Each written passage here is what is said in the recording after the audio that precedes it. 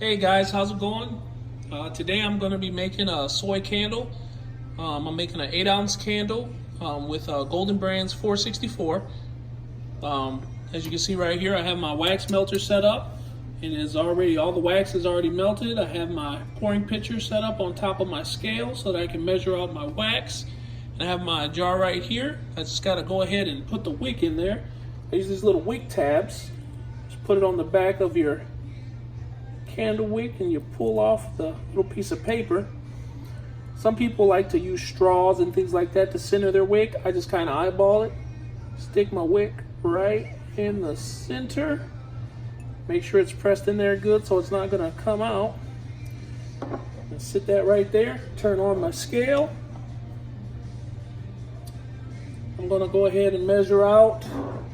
I'm doing an 8-ounce candle, so I need at least 6 ounces of wax, I believe, because I like to subtract from the wax the fragrance, the amount of fragrance oil that I'm going to use.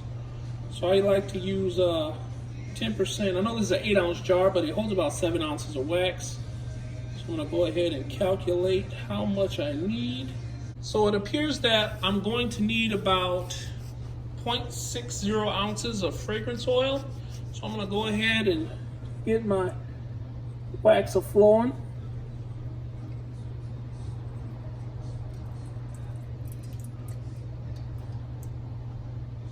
So actually recalculating it, I'm going to need 6.5 ounces. I'm going to pull that forward because it's trying to drip on the back side of that. Kind of throw me off there.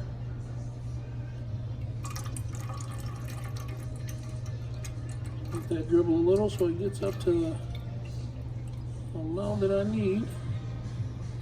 So I got the amount of wax, 6.5 ounces, which is what I was looking for. So I'm going to go ahead and grab the fragrance that I want to use. Check my temperature on here, see what it's at. It's at about 170. I'm going to grab my little stir stick from over here.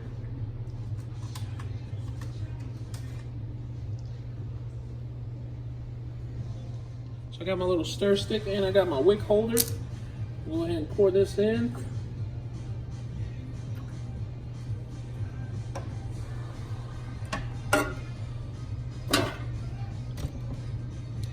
So go ahead and stir that up.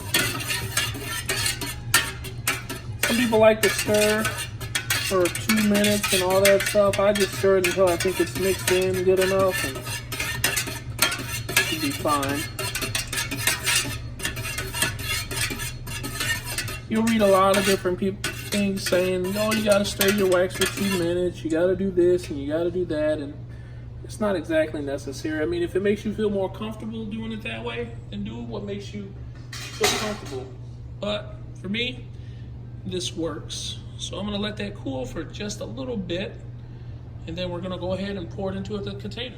All right, that's cooled for a little bit. I'll go ahead and take my wick holder. I actually made this wick holder. It's just 2 popsicle sticks and a little bit of tape. Made it into a V shape so that I can hold my wick after I pour my wax.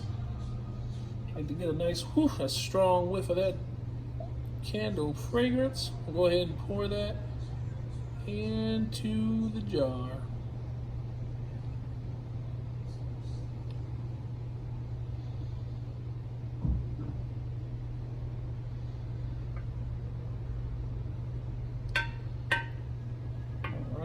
Looks pretty good. Got a couple bubbles popping. Got a little extra wax left.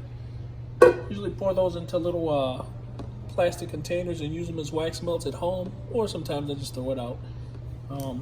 This time I'll probably just pour it out because this scent is good, but it's not something I prefer. Gotta remember, when you're making candles, sometimes you're gonna make fragrances you're not really that fond of, but if you're doing this for a business, it doesn't really matter what you like when it comes to fragrance. It matters what your customers like. I might like bakery scents and all my customers might like flowery scents. If that's the case, then that means I have to make what the customers like, otherwise the product won't sell. So I'm gonna go ahead and center that. And one thing that I like to do to make sure that you get a smoother top on my candle, sometimes I like to put it in a box or cover it with a box. What that'll do is allow for the candle to cool slower. If the candle cools slower, that allows me to have less sinkholes. And you know, that's the whole goal, is when you're pouring with soy wax, you get sinkholes and things like that. And that's something you want to try to avoid. So I'm just going to take this box, I'm going to sit it right over the top of that. That's going to kind of insulate my candle and allow it to cool slowly. If you guys have any questions as to where I get my fragrances, where I get my wicks, the types of jars that I use, how I made my melter, or anything like that, go ahead and leave it in the comments below. Thank you guys for watching. I'm not going to show this completed candle. I will show you how another completed candle looks after it's finished.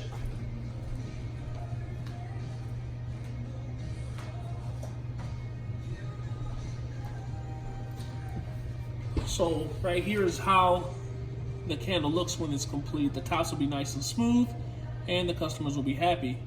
Again, thank you guys for watching. God bless.